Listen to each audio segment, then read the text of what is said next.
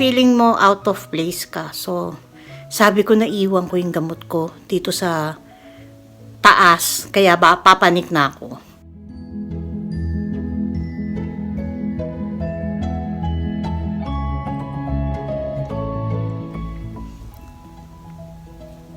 Hello, good morning. It's 11 a.m. Almost 11 pala. Nandito ako uli sa Avenida. Yung pinupuntahan namin din lagi na kinakainan. So, nakiusap lang ako kay husband. Ayan, baksak siya. Kasi wala siyang wala pa siyang ganong tulog for 2 araw na. Kasi kahapon, saan ka ba pumunta kahapon? Pumunta siya ng pharmacy, so dapat tulog niya, pero need niyang kumuha ng mga eye drops para sa kanyang mata. So, hindi na siya nakatulog. Tapos, ako naman, 2 days ako na hindi nag-video. Pero nanonood ako ng ibang videos nyo. Kaya lang, kasi 2 days, grabe yung sakit ng likod ko at saka parang yung sa tummy ko.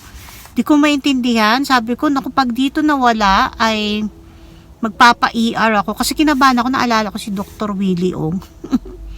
Kasi ang hirap dahil yung likod. Pero nangyari na to sa akin dati. Bale, ilang araw din ako, masakit ang likod ko, gano'n. Tapos nawala. So kagabi, hindi ko naman masabi dun sa friend ko na, kasi magkikita kami ngayon. Sabi ko, hindi, baka mawala to. Tsaka total likod lang naman. So, iinuman ko na lang ng gamot. Kaya lang kasi masakit din yung tiyan ko. Kahapon hindi ako napupo. May pupo effect, Tapos sabi ko, baka gas. So, baka doon. Kaya, sabi ko, alis ako ngayon. Alam naman ni husband nyo, magkikita kami ng classmate ko from elementary high school sa Dominican College, San Juan. Magkikita kami dito kasi pumunta siya dito sa Canada. Yung anak niya ay taga-Canada din, dito mismo sa Calgary. So, mag-lunch lang kami. And then, sabi ko kay husband, nakakain na siya ng lunch at hindi, kasi lunch lang naman, sabi ko matulog na siya. Ayan, inumpisa na niya ang tulog. Kasi hindi pa bukas ang itong pupuntahan namin. Maaga kami. Pero maya-maya magbubukas na to. Ayun. So, hindi ko na rin kukunan kung yung pagkikita namin. Hindi ko kukunan ng video, pero magpipicture lang kami. Okay? Watch lang kayo. Ay, nga pala, kasi ganito yon. Speaking of, kagabi, nagdasal ako ng nagdasal. Nako, very powerful ang prayers. Talagang sabi ko, ayoko rin kasi mag-ER. Sabi ko, Lord, bukas magaling na ako. Claim ko na yan. Mama Mary, claim ko na yan na magaling na ako bukas. Ayun. Pagising ko, di ba? Praise God.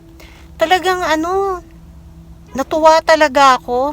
Pero nung una, nahirapan pa ako matulog. Kasi sa sala ako natulog. Kahapon, dahil feeling ko, ay medyo lubog na yung part nung bed. So, lumipat muna ako sa sala para mas maayos ko yung tulog ko. Ayun, okay, watch lang kayo ha.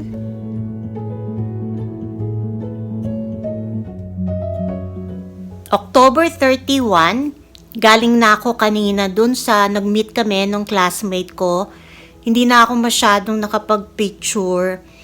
Hindi na rin nag-video kasi syempre, daldalan kayo ng daldalan. Tapos, nagmadali na kami ni husband kasi pumasok pa siya. So, ayun. Pero may picture lang kaming isa nung classmate ko. Papakita ko sa inyo. Shout out to my classmate Ami. Nung sa Dominican College pa kami classmate. And thank you for your time at minute mo ko. Tapos nung nandito na kami sa bahay, papanik na kami. May isang resident na kilala na namin yan eh. Tapos she said, oy, sa 4:30 to 5:30 yata yon, may trick or treat dito sa baba. Eh, marami kami dito, mga old na sila. Syempre, younger ako. Younger kami ni husband.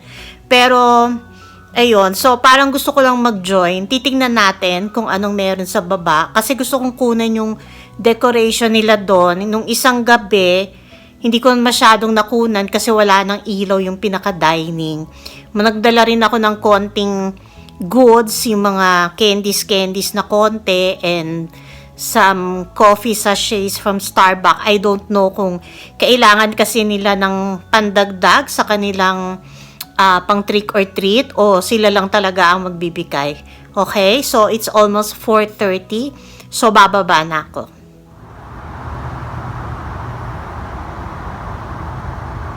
Ayan pala yung likuran namin. Ay, yung other side. Kasi first time ko lang pumunta rito.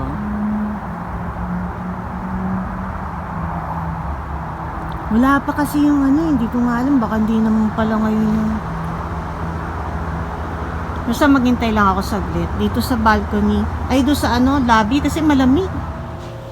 Bumalik ako. Ang aga ko pala. Kasi sabi 4:30. Yung pala nakita ko sa may post doon is 5:30 to 6:30. Uuwi muna ako.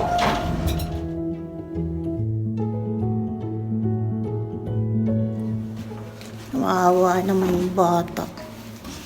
Pag tinamad ako mamaya, hindi na ako bababa. 4:30 kasi talaga sabi nung babae. Sabi mo, bakit ganun madilim pa? Kaya lang kasi gusto kong kunan yung decoration sa baba. Kaya bahala na. Again. 5:35 na ba? 5:45. Sige. Kunwari pa eh. Hindi, bababa na rin ako. Saglit lang naman. Sisilipin ko lang kung anong meron, diba? Total, wala naman akong ginagawa. Pero nakatulog nga ako saglit. Kaya parang ayoko na kanina. Pero napilit ko naman ang sarili ko. Kaya, let's go!